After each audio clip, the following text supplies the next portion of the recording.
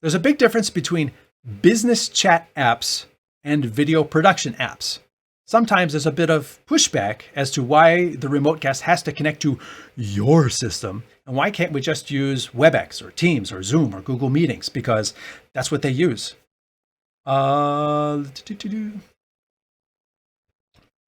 main reason is that those business chat apps are not designed to enable producers to get isolated audio, we just call it ISO, and video from each person separately. The business chat apps mix everything together in the cloud. A little bit more on that in a minute.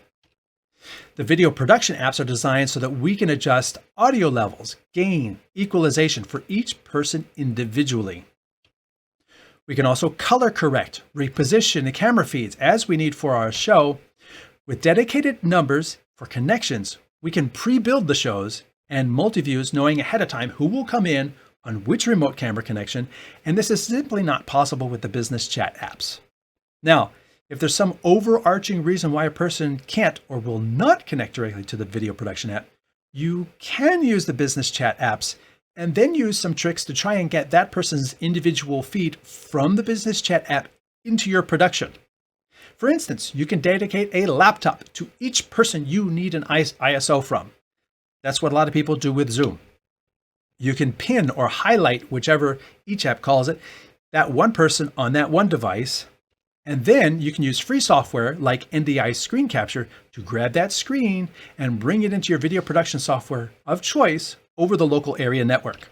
Or you can send that screen out HDMI and capture that as you would any other camera feed.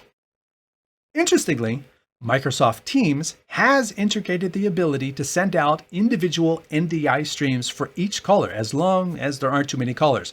You're not going to get 50 ISO feeds over NDI from one computer.